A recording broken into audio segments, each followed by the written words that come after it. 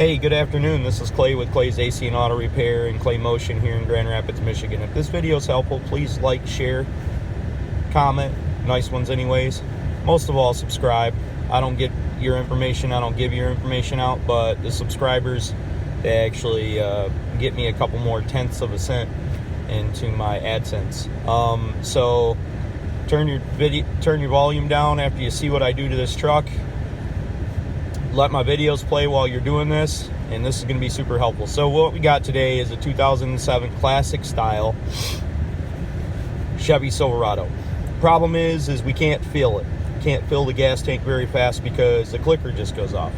Now I'm stuck in the middle of nowhere, so I want to be able to fill my gas tank up. I've got to put a lot of gas in before I can actually fix the problem.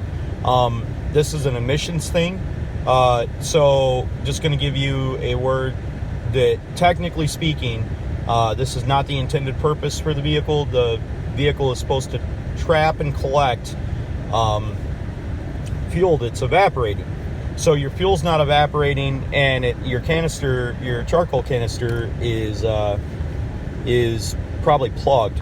And what we're going to do is we're going to show you the hose to remove to be able to fill it until you can actually fix the problem. You should fix the problem. It depletes our ozone, but I'm going to show you how to do it, and I'm also going to show you later on how to do it on a Ford, so that'll be helpful. Anyways, here we go. So what we've got is we're going to put some gas in it. I'm going to show you how it just shuts off immediately, and it really makes it a pain in the butt. Oh, push the thing.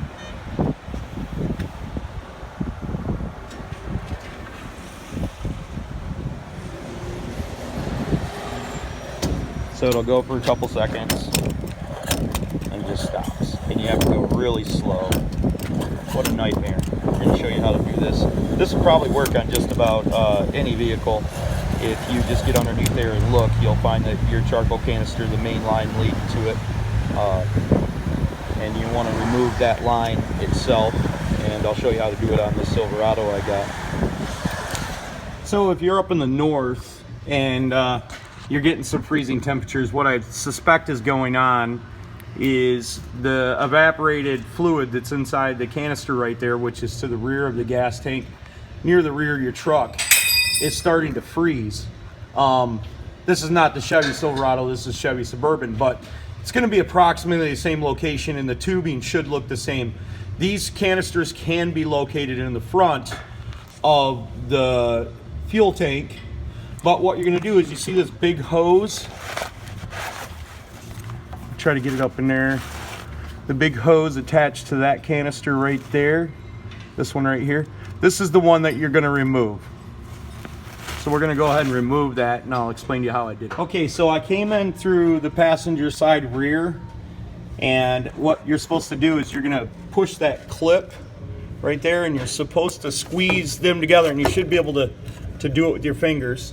I couldn't get mine to go, so what I did was I pushed the pliers up in there and pushed it out like that. I'm going to leave it hanging there because the reason the government makes them install these is so we don't deplete the ozone layer. I can't stress that enough. This is the way it came from the factory, and you should replace this component. But you could drive forever with that like that. All it's going to do is evaporate. It's not going to evaporate the fuel the way it's supposed to, and it's more than likely going to make your check engine light come on. So for a temporary fix, just pull that main inlet hose off there, and then that runs it from the gas tank, and that'll allow that to vent out so you don't have to stop your from filling your truck. So if this video is helpful, please like, share, most of all subscribe. Like the shares. I love all the great comments you folks send me all the time. That's very wonderful of you. God bless you. Remember, you can't break what's already broken, so keep trying to fix it. Have a great day.